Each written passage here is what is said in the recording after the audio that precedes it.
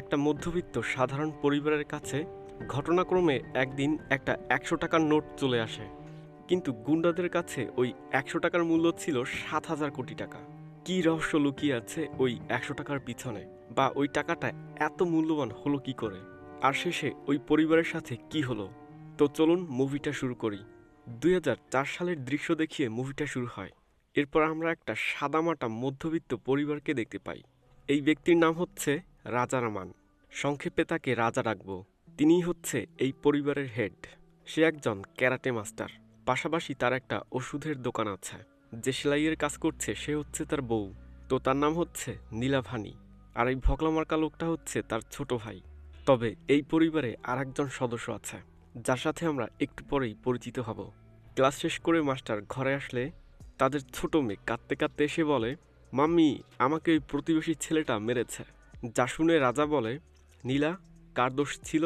তো নীলাই হচ্ছে সেই সদস্য। নীলা বলে, ওর দোষ ছিল। যা শুনে রাজা বলে, তোমার কাছে হাত আছে না, যাও ওকে মেরে আসো। এ কি, মেয়েকে মারামারি করতে বারণ না করে উল্টো আরও তাকে মারামারি করতে পাঠিয়ে দিল? এ কেমন বাবা? তো বাবার কথা শুনে নীলা ওই ছেলেটাকে মারতে যায়। গিয়ে বলে, ওই রোহান। যা শুনে রোহান বলে, কিছুক্ষণ আগে মেরেছি, সেটা কি কম ছিল? এই কথা শুনে নীলা গায়ের সব শক্তি দিয়ে রোহানের পেটে ঘুষি মারে। হাতে জোর না থাকায় রোহানের তো কিছুই হয় না। এরপর রোহান জোরে নীলার পেটে লাথি মেরে তাকে রাস্তায় ফেলে দেয়। বেচারি নীলা হাতে ব্যথা পেয়ে মাম্মিকে ডাকতে থাকে, যা দেখে এই চেলার দল হাসতে থাকে।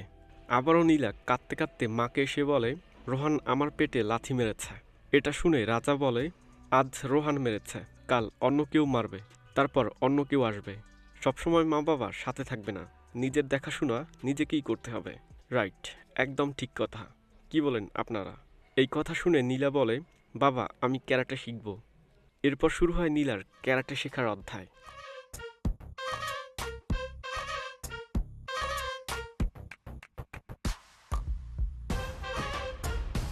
তো ক্যারাটে শিখে নীলা আবারও রোহানের কাছে যায় রোহানকে মারতে। কথাবার্তা নেই, সোজা এক ঘুষি রোহানের পেটে। ব্যথা পেয়ে রোহান তেড়ে আসে নীলাকে মারতে। কিন্তু এবার সে তো নীলার সাথে পারে না, বরং উল্টো তার হাতে মার খায়। আর সবাই ভাবতে থাকে, নীলা এত শক্তিশালী কি করে হলো? নেক্সট দৃশ্যে আমরা দেখতে পাই একজন মহিলা তার ছেলেকে নিয়ে নীলাভানির কাছে এসেছে নালিশ করতে, কারণ নীলা তার ছেলেকে মেরেছে। এতে নীলার মা নীলাকে বোঝায় যেন সে কাউকে না মারে। এরপর দিন আবারও ওই মহিলা তার ছেলেকে নিয়ে এসেছে আর বলে, দেখুন, আপনার কাছে নালিশ করার জন্য সে আবারও আমার ছেলেকে মেরেছে। তো এই কথা শুনে নীলাভানি ক্ষেপে যায় আর তার মেয়েকে মারতে যায়। এরপর আমরা দেখি নীলা ক্যারাটে টুর্নামেন্টে অংশগ্রহণ করেছে। প্রথম ম্যাচ হেরে যাওয়ায় নীলার মন খারাপ। রাতে ঘুম হচ্ছে না, এমনকি সে রাতের খাবারও খায়নি। আর এই রকম অবস্থা মাঝে মধ্যে আমারও হয়, যখন আমি ফুটবল খেলায় হারি। হারলে অনেক কষ্ট লাগে। মন খারাপ দেখে রাজা মেয়েকে সান্ত্বনা দেয় আর বলে, আমি এখন পর্যন্ত ৩৪টা টুর্নামেন্ট খেলেছি, আর তার মধ্যে একটা টুর্নামেন্টে হেরেছি। সেই দিন রাতে আমিও তোমার মতো ঘুমাতে পারিনি। তারপর থেকে আমি আর কোনো টুর্নামেন্টে হারিনি।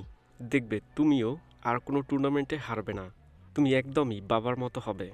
নেক্সট ম্যাচগুলোতে নীলা ইপিক কামব্যাক করে আর সে প্রতিটা ম্যাচ জিতে চ্যাম্পিয়ন হয়। একদিন নীলা তার চাচাকে জিজ্ঞাসা করে, চাচা, আমাকে ক্যারাটে পাপা শিখিয়েছে। আচ্ছা, পাপাকে ক্যারাটে কে শিখিয়েছে? চাচা বলে, তোমার নানাজি শিখিয়েছে।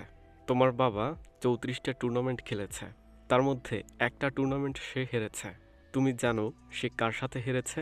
তোমার মাম্মির কাছে হেরেছে। তখন আমরা ফ্ল্যাশব্যাকে রাজার ওই ম্যাচটা হারার দৃশ্য দেখতে পাই।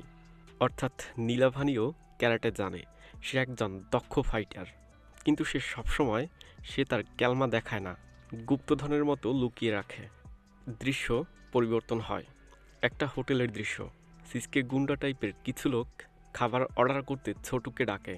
এই ছোটুর বাবার সাথে এই গুন্ডাগুলোর ঝামেলা চলছে, তাই ছোটুর বাবাকে শিক্ষা দিতে ওরা ছোটুকে মারে। এবং যখন ছোটুকে রক্তাক্ত করতে যাচ্ছিল, তখন ওই গুন্ডাটার হাত রাজা ধরে ফেলে এবং ওদেরকে মেরে ওদের হাত থেকে ছোটুকে বাঁচায়। বাড়িতে যাওয়ার পথে নীলা বাবাকে জিজ্ঞাসা করে, আপনি তো ছেলেটাকে চেনেন না, তাহলে তাকে বাঁচালেন কেন?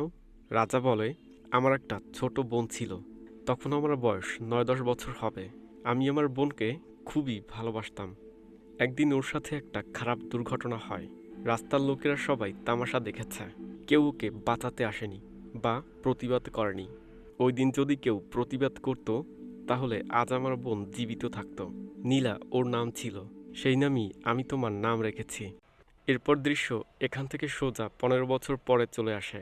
আমরা একজন অসহায় বৃদ্ধ মহিলাকে দেখতে পাই। এই বৃদ্ধ মহিলা ফোনে একজন মন্ত্রীর সাথে কথা বলছে। সে বলে, সাইকেল রিক্সা চালিয়ে তিল তিল করে টাকা জমিয়ে আমার স্বামী অটো স্ট্যান্ডের পাশে একটা জমি কিনেছে। মারা যাওয়ার আগে সে বলে গিয়েছে ওই জমি বিক্রি করে মেয়েকে বিয়ে দিতে। তার মারা যাওয়ার পরে সুন্দরামের লোকেরা ওই জমির নকল দলিল বানিয়েছে, আর এখন তারা দাবি করছে ওই জমি তাদের। আজ রাতের মধ্যে আমি যদি ওদেরকে আসল দলিল না দেই তাহলে ওরা হুমকি দিয়েছে আমার মেয়েকে ওরা মেরে ফেলবে। আমি আসল দলিল ওদেরকে দিতে যাচ্ছি। আপনি ওদের সাথে একটু কথা বলে দেখবেন, যদি আপনার কথা ওরা একটু শোনে। সবকিছু শুনে মন্ত্রী বলে, মাতাজি, ওরা সুন্দরামের লোক। ওদের জায়গায় যদি অন্য কেউ থাকতো তাহলে আমি কথা বলে দেখতাম। ওরা অনেক খারাপ লোক। তো এই কথা শুনে সে ফোন রাখে। আসলে এই মন্ত্রী সুন্দরামের কাছ থেকে 10% কমিশন খেয়ে বসে আছে, এই জন্য সে কোনো স্টেপ নেয়নি। ক্যামেরার সামনে আসলে দেখি সামনের সিটে নীলা বসে আছে, আর ওই অসহায় বৃদ্ধ মহিলার সব কথা নীলা শুনে ফেলেছে। এই রে, কাম সারছে।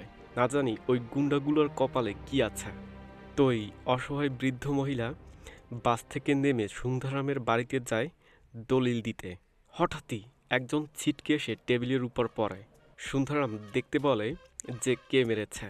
ওরা ষাঁড়ের মতো দৌড়িয়ে নীলাকে ধাক্কা দিয়ে সরিয়ে দেখে কেউ নেই। মানে ওরা ভাবতে পারেনি যে একটা মেয়ে মানুষ ওদের লোককে মেরেছে। পুরুষ কাউকে না পেয়ে এই ভগলা বলে, ভাই কেউ নেই। সুন্দরাম ওই গুন্ডাকে জিজ্ঞাসা করে, তোরে কে মারছে? ও আঙ্গুল তুলে নীলার দিকে ধরে, কিন্তু নীলা পিছনে থাকায় এই ভগলা বলে, আমি তোরে কখন মারলাম?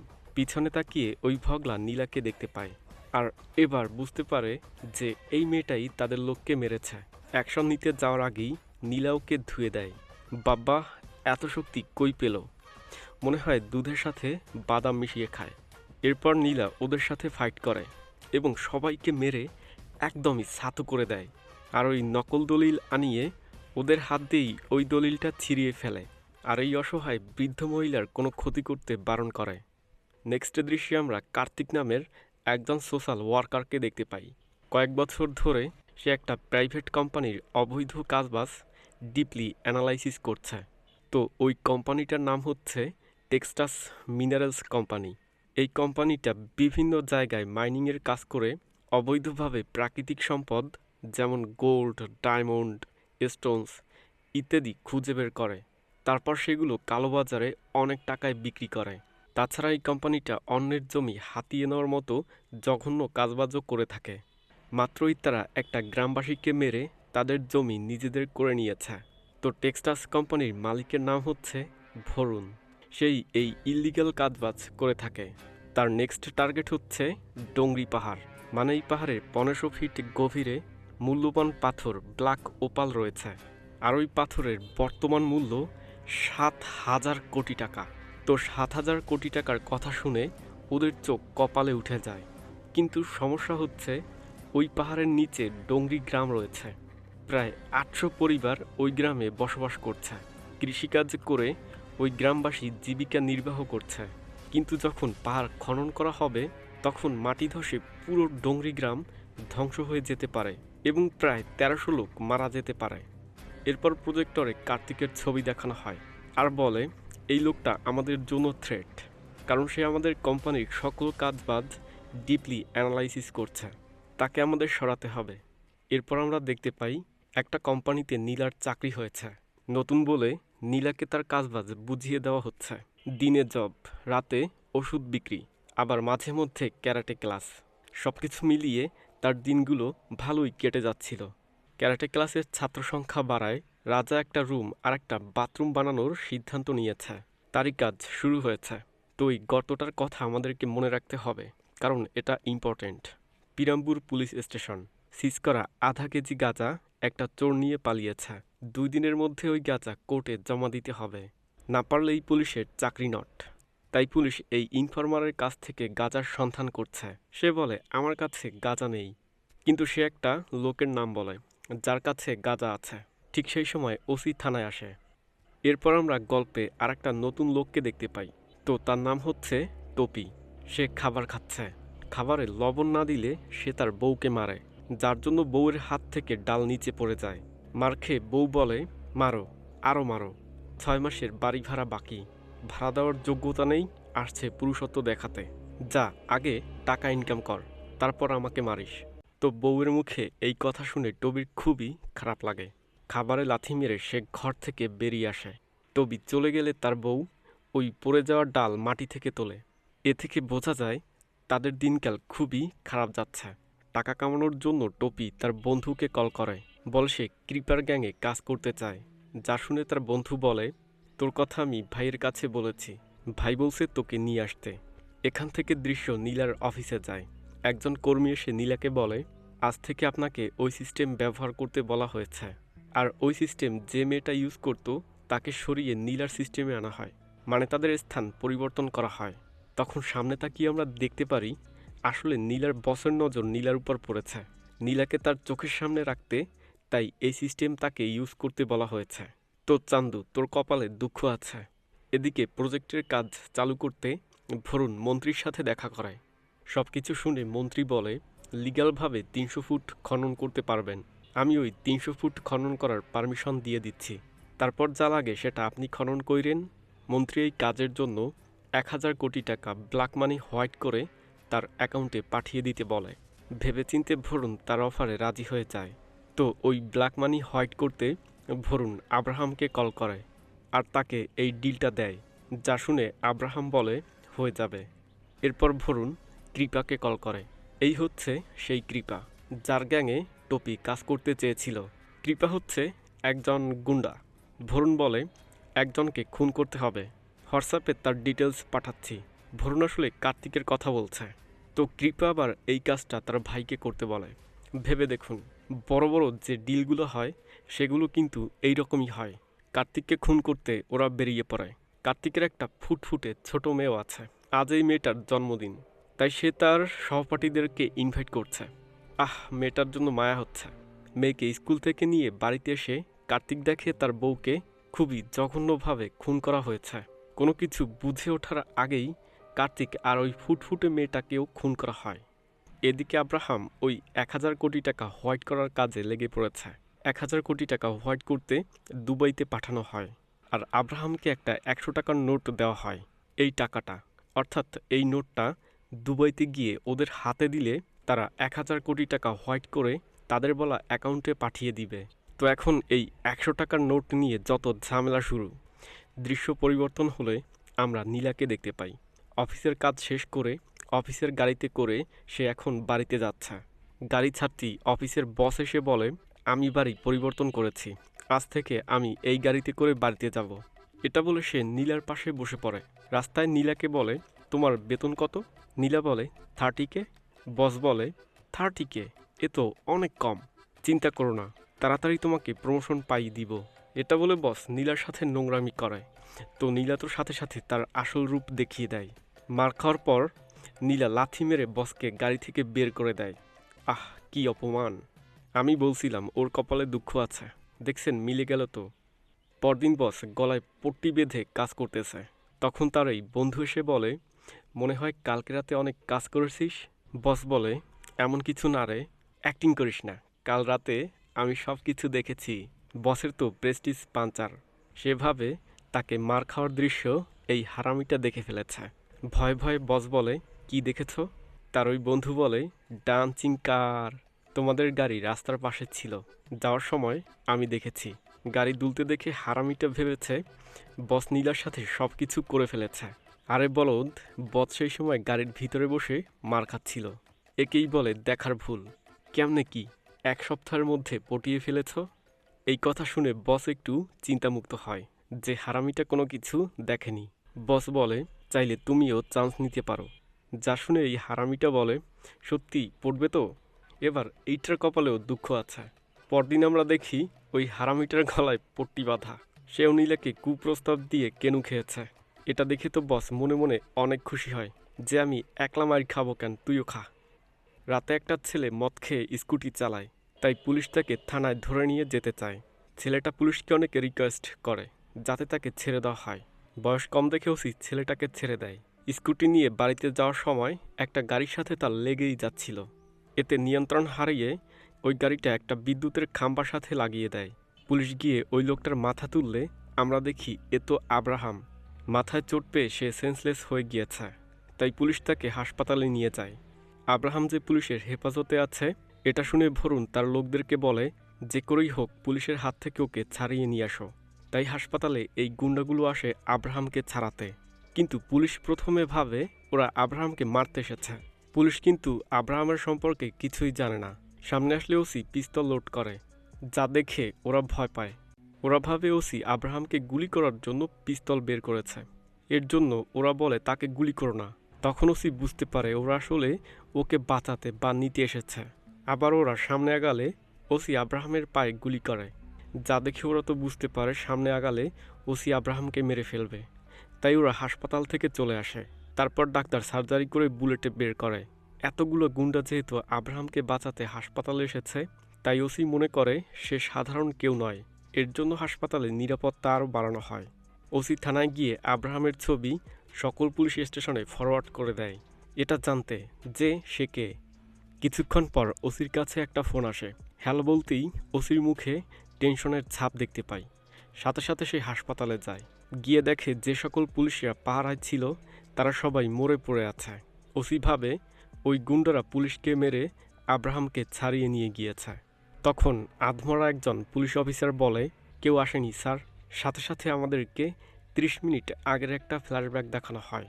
আব্রাহামের জ্ঞান ফিরলে সে দেখে সে হাসপাতালে আছে আর পুলিশ তাকে পাহারা দিচ্ছে, যা দেখে আব্রাহাম সকল পুলিশকে এক এক করে মেরে হাসপাতাল থেকে বেরিয়ে গিয়েছে। হাসপাতাল থেকে এসে আব্রাহাম কৃপা রাজথানায় আশ্রয় নেয়। এরপর আমরা টপিকে দেখতে পাই, যে কিনা টাকা কামানোর চক্করে এই গ্যাংয়ে যোগ দিতে এসেছে। পায়ে ক্ষত থাকায় আব্রাহাম ফোনে একজন ডক্টরের সাথে কথা বলে। ডক্টর বলে পায়ে সেপটিক হলে বা বেশি স্ট্রেস নিলে পা কাটা লাগতে পারে। তো ডক্টর কিছু ওষুধের নাম বলে যেগুলো খেলে তার পা সেরে উঠবে। আব্রাহাম ওই ওষুধগুলোর নাম লিখে রাখে, আর এই ওষুধগুলো প্রেসক্রিপশন ছাড়া পাওয়া যাবে না। যা শুনে আব্রাহাম বলে সেটা আমি দেখে নিব। আব্রাহাম কৃপাকে ওই কার্ডটা দেয় আর বলে প্রেসক্রিপশন চাইলে চাকু দেখিও। ওষুধ আনতে কৃপা তার লোককে পাঠাতেই যাচ্ছিল, তখন আব্রাহাম বলে 1 মিনিট, অপরিচিত কাউকে পাঠাও সেফ থাকার জন্য। তো এদের মধ্যে অপরিচিত হচ্ছে টপি, তাই তাকে উপরে ডাকা হয়। সেই লেভেলের পাঠ নিয়ে টপি উপরে আসে। কিছুদিন আগে জেল থেকে ছাড়া পেয়েছ, কি করে জেলে গিয়েছিলে? সোনা চুরি করেছিলাম, কিন্তু একজন আমাকে পুলিশের কাছে ধরিয়ে দিয়েছে। জেল থেকে বের হয়ে আমি তাকে আগুনে পুড়িয়ে মেরেছি। তো মার্ডারের কথা শুনে কৃপা খুশি হয় আর ভাবে সে কাজের যোগ্য। বলে একটা কাজ দিব, করবে? টপি বলে ওষুধের দোকানে গিয়ে এই ওষুধগুলো নিয়ে আসো। যদি কেউ প্রেসক্রিপশন চায় তাহলে এটা দেখাও। তো টপি ওষুধের দোকান খুঁজতে খুঁজতে নীলার কাছে যায়। আবে আর কোনো দোকান পেলি না? তোর কপালে তো দুঃখ আছে। স্যার বলুন কি লাগবে? টপি ওই ওষুধের নাম দেয়। ওষুধের নাম দেখে নীলা বলে, স্যার প্রেসক্রিপশন ছাড়া এই ওষুধ দেওয়া যাবে না। যা শুনে টপি ওই ছুরিটা টেবিলের উপর রাখে আর বলে, এখন কি প্রেসক্রিপশন লাগবে? তো নীলার তো মাথা গরম হয়ে যায়, কিন্তু সে গতদিন রাতে তার মাকে কথা দিয়েছে যে সে আর কোনো মারামারি করবে না। তাই নীলা চুপচাপ ওষুধ দিয়ে দেয়। টপি মনে হয় বাঁচল। ওষুধ নিয়ে টপি চলেই যাচ্ছিল। ডেইরি মিল্ককে দেখে সে থামে আর একটা ডেইরি মিল্ক খায়। টপির স্টাইল দেখেছেন, জাস্ট ওয়াও। কি যেন ভেবে সে আবার নীলার দিকে যায়। যাস না ভাই, তোর ভালোর জন্য বলছি। সে খুবই ডেঞ্জারাস মেয়ে। কাছে গিয়ে বলে, এই ওই চেন খোল। আসলে টপি টাকা ইনকাম করার জন্য চেন ছিনতাই করার সিদ্ধান্ত নিয়েছে। নীলা বলে, দেব না। টপি নীলার গলায় ছুরি ধরে আর গলা থেকে চেন নিতে গেলে নীলা তার আসল রূপ দেখায়। কিরে টপি, এবার হলো তো? মার খেয়ে আবার মারতে গেলে নীলা ওই ছুরিটা টপির হাতে ঢুকিয়ে দেয়। দেন নীলা পুলিশকে কল করে টপিকে পুলিশের হাতে ধরিয়ে দেয়। পুলিশ কেস করতে আসতে বললে নীলা বলে, বাবাকে নিয়ে আসতেছি। যাওয়ার সময় টপি বড় বড় চোখ করে নীলাকে দেখতে থাকে। অনেকক্ষণ হয়ে গিয়েছে কিন্তু এখনও টপি আসছে না। এটা দেখে ওরা টপির নাম্বারে ফোন করে, কিন্তু দেখে টপির ফোন বন্ধ। থানায় টপি বাথরুমে যাওয়ার কথা বলে বাথরুমে ঢোকে, আর পুলিশের একটা ফোন থেকে তার ওই বন্ধুকে কল করে। কৃপা টপির সাথে কথা বলে, তো টপি সব কিছু কৃপাকে খুলে বলে যে সে কেমনে কেমনে থানায় এসেছে। এবার কৃপাদের ভয় হয়, যদি টপি পুলিশকে সব কিছু বলে দেয় তাহলে তো পুলিশ তাদেরকে ধরে ফেলবে। কেউ টপিকে থানায় ঢুকে খুন করার কথা বলে। আব্রাহাম অলরেডি 18 জন পুলিশকে হত্যা করেছে, তাই এটা করা রিস্কি। নেক্সট দৃশ্যে আমরা একটা জোকার টাইপের লোককে দেখতে পাই, তো তার নাম হচ্ছে আলী। কৃপা তাকে ফোন করে ওই মেয়েটা অর্থাৎ নীলার সম্পর্কে খোঁজখবর নিতে বলে। তো এই চেলা আলীকে বলে নীলার বাবা একজন ক্যারাটে মাস্টার। পাশের বাড়িতে যেহেতু বিয়ে হচ্ছিল, তার বক্সের সাউন্ডে আলী শোনে তার বাবা একজন হেডমাস্টার। তো এখান থেকে গোলমাল শুরু। তো আলী কৃপাকে ফোন করে বলে ওরা মোট 4 জন, মেয়ে, বাবা, মা আর চাচা। বাবা হেডমাস্টার, মা ট্রেইলার আর চাচা দোকানদার। সিম্পল ফ্যামিলি ভাই, আপনি বললে এখনই টপকে দিয়ে আসতে পারি। যাও চান্দু যাও, মারতে গেলেই টের পাবা যে ওরা কী ধরনের ফ্যামিলি। তো ভুল তথ্য পাওয়ার পর কৃপা তার ভাই শিবাকে নীলাদের পুরো ফ্যামিলি খুন করতে পাঠিয়ে দেয়, যেমনটা সে আগে কার্তিকের ফ্যামিলির সাথে করেছে। সিম্পল ফ্যামিলি ভেবে শিবা পাকনামি করে 5 জন লোক নিয়ে ওদের ফ্যামিলিকে মারতে যায়। দেয়ার টপকে ওরা সহজেই ঘরের ভিতরে ঢুকে পড়ে। তখন সবাই ঘরের মধ্যে যে যার মতো করে ব্যস্ত ছিল। হঠাৎ করেই এই টাকলু নীলাকে আক্রমণ করে। একটুর জন্য নীলা বেঁচে যায়। এরপর রাজাকে আক্রমণ করা হয়, কিন্তু ওরা ওদের সাথে পেরে ওঠে না। ওদের ফাইটিং স্কিল দেখে বাকি সবার চোখ ছানা ভরা। নিজেদের জীবন বাঁচাতে ওদের হাতেই ওই 3 জন লোক খুন হয়। এই প্রথম ওদের হাতে কেউ খুন হয়েছে। থানা, পুলিশ, কোর্টের জেলখানা ইত্যাদির কথা চিন্তা করে সবাই প্যানিক হয়ে যায়। নীলাভানি বলে আমি ওদেরকে খুন করেছি, তুমি পুলিশকে কল করো, পুলিশ এসে আমাকে ধরে নিয়ে যাক। মানুষের স্বামী সন্তানকে বাঁচাতে এই খুনের দায়ভার তার কাঁধে নিতে চাচ্ছে। ভেবেচিন্তে রাজা বলে একটা আইডিয়া আছে, এখানে যা হয়েছে তা কেউ জানে না। পিছনে যে গর্তটা আছে, রাজা বাথরুম বানানোর জন্য যে গর্ত খুঁড়েছে সেটার কথা বলছে।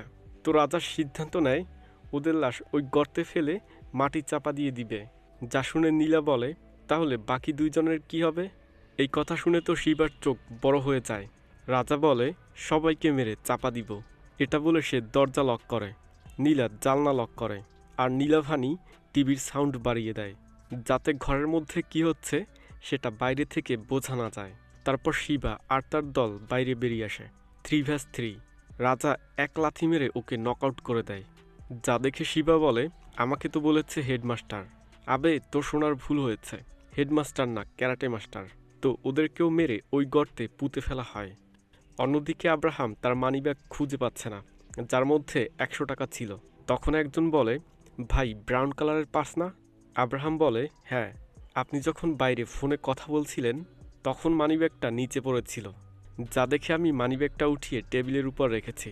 আরে এখানেই তো ছিল, গেল কই? তো সবাই মিলে মানিব্যাগ খুঁজতে ব্যস্ত হয়ে যায়। তখন আরেকজন বলে ভাই এইটা। সাথে সাথে আব্রাহাম মানিব্যাগে ওই 100 টাকা খোঁজে, কিন্তু পায় না। ছবি দেখলে বুঝতে পারে এটা তো শিবার মানিব্যাগ। একই কালারের মানিব্যাগ হওয়ায় শিবা ভুল করে আব্রাহামের মানিব্যাগ নিয়ে চলে গিয়েছে। তো এখন ওই 100 টাকা শিবার সাথে রাজাদের বাড়ির ওই গর্তে আছে। শিবাকে কল করা হয়, কিন্তু দেখে তার ফোন বন্ধ। সবার ফোন বন্ধ দেখে কৃপা আলীকে কল করে, আর ওদের সাথে কি হয়েছে সেটা জানতে বলে। আলী গিয়ে দেখে শিবাদের গাড়ি রাস্তায় পাঞ্চার হয়ে পড়ে আছে। আসলে রাস্তার মধ্যে গাড়ি পাঞ্চার হওয়ার কারণে ওরা হেঁটেই নীলাদের বাড়িতে গিয়েছে। তারপর ওদের সাথে কি হয়েছে সেটা তো আমরা দেখেছি। আলী নীলাদের বাড়িতে গিয়ে দেখে সব কিছু একদমই নর্মাল। টিভিতে সিরিয়াল চলছে। A to Z ক্যালকুলেশন করে এই মদনা কৃপাকে বলে ভাই আমাদের লোক ওদের বাড়িতে যায়নি। যা শুনে কৃপা অবাক হয়। আরও বলে ওদের বাড়িতে যাওয়ার আগে কেউ শিবাদের গাড়ি পাঞ্চার করে ওদেরকে রাস্তা থেকে তুলে নিয়ে গিয়েছে। লে হালুয়া। কৃপা এখন চিন্তা করছে তাহলে কে বা কারা তার ভাইকে তুলে নিয়ে গিয়েছে। কৃপা তার একজন পেদার কাছ থেকে এই খবরটা পায় যে তার ভাইকে খুঁজতে একজন পুলিশ এসেছিল। মনে আছে এই পুলিশের কথা? সে আসলে আধা কেজি গাঁজা কেনার জন্য শিবাকে খুঁজছিল, কিন্তু ওরা ভাবে পুলিশ শিবাকে ধরতে এসেছে, তাই ওরা শিবা কোথায় আছে এটা বলে না। এই কথা শুনে কৃপার সন্দেহ পুলিশের দিকে যেতে থাকে। টপিও পুলিশ স্টেশনে বন্দি আছে। এ টু জেড ক্যালকুলেশন করে কৃপা বলে, টপি পুলিশকে সবকিছু বলে দিয়েছে, তাই পুলিশ আমার ভাইকে তুলে নিয়ে গিয়েছে। ওই কৃপা, তোর ক্যালকুলেশন ভুল। এরপরে আমরা দেখি রাজা আর নীলা পুলিশ স্টেশনে এসেছে। তারা টপির বিরুদ্ধে কোনো কেস করতে চাচ্ছে না, অর্থাৎ তারা মামলাটা উঠিয়ে নিয়েছে। এমনিতেই তাদের হাতে 5 জনের খুন হয়েছে, এর মধ্যে পুলিশের সাথে জড়ালে তারা ধরা পড়ে যেতে পারে। এই জন্যই তারা কোনো মামলা করবে না।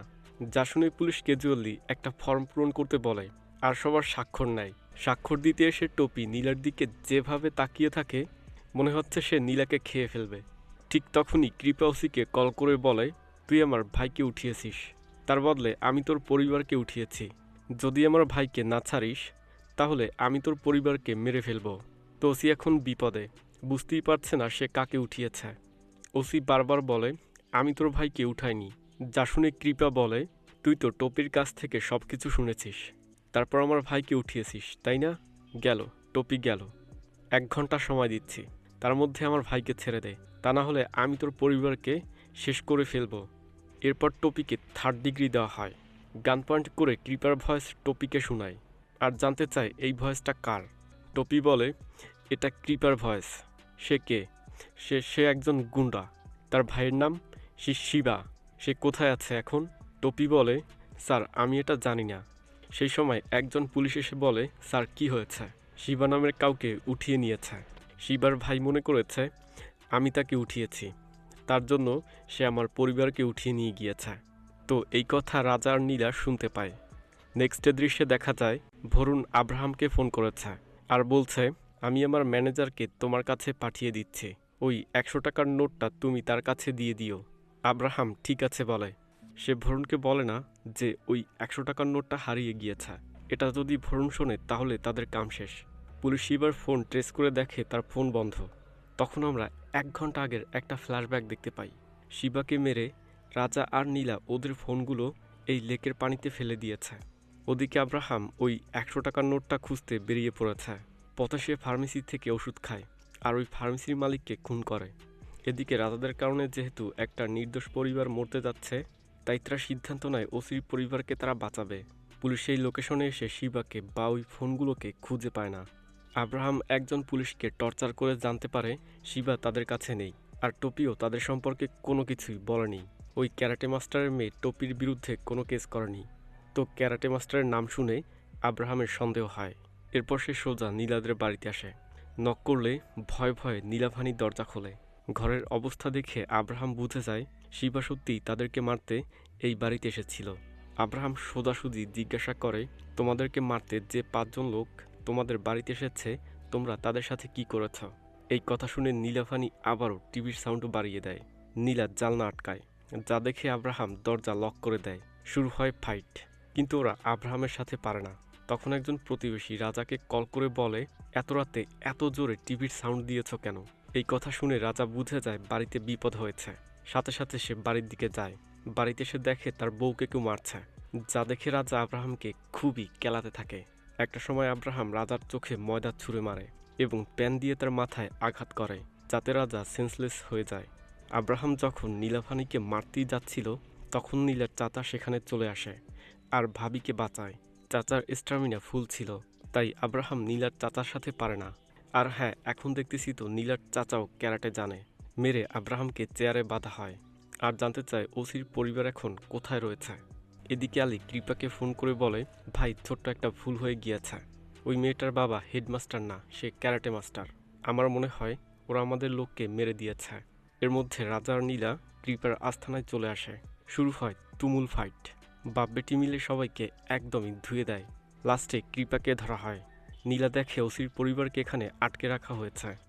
যখন কৃপাকে মারতেই যাচ্ছিল, তখন সেখানে ভরুণের ম্যানেজার চলে আসে। রাজা জিজ্ঞাসা করে সে কে। আমার উপরে একজন লোক আছে, সে হচ্ছে তার লোক। আমাদের একটা জিনিস তোমার কাছে আছে। এই কথা শুনে রাজা তো অবাক, জানতে চায় কি আছে তাদের কাছে। কৃপা সবকিছু খুলে বলে। রাজা বলে, সামান্য একটা 100 টাকার জন্য এত কিছু বিশ্বাস হচ্ছে না, বিশ্বাস করার মতো কিছু বল। তখন ম্যানেজার বলে ওই 100 টাকার মূল্য 1000 কোটি টাকা। নিশ্চিত হতে নীলা তার চাচাকে কল করে সব কিছু খুলে বলে। তো তার চাচা ওই গর্তটা খুঁড়ে কাঙ্ক্ষিত 100 টাকার নোটটা বের করে। আর ওরা নিশ্চিত হয় ম্যানেজার বা কৃপার সবাই সত্যি কথা বলছে। আর এটাও জানতে পারে ডংরি পাহাড়ে মাইনিং বা খনন করলে পুরো গ্রামবাসীদের মৃত্যু পর্যন্ত হতে পারে। তো গ্রামবাসীদেরকে বাঁচাতে ওরা কৃপা আর ম্যানেজারকে মেরে ফেলে এবং ওই 100 টাকার নোটটা আগুনে পুড়িয়ে ফেলে। নীলা গুন্ডাদের ফোন নিয়ে পুলিশকে কল করে নিচ থেকে ওদের কাছে ফোনটা দেয়। গুন্ডাদের ফোন হয়, ওরাও ধরা পড়লো না, আবার ওসির পরিবারও বেঁচে গেল। কি বুদ্ধি মাইরি! সাথে সাথে পুলিশ এসে ওদেরকে উদ্ধার করে। তবে পুলিশ বুঝতে পারে না কে বা কারা এই খুনগুলো করেছে। পরদিন ভরুণ খবরে জানতে পারে তার ম্যানেজার খুন হয়েছে। তো কে তার ম্যানেজারকে খুন করেছে এবং ওই 100 টাকা এখন কোথায় আছে এটা জানতে ভরুণ মরিয়া হয়ে ওঠে। পুলিশের আগে ভরুণ ওই এলাকার সকল সিসিটিভির ফুটেজ কালেক্ট করে এবং সন্দেহভাজন ব্যক্তিদেরকে খুঁজে বের করতে থাকে।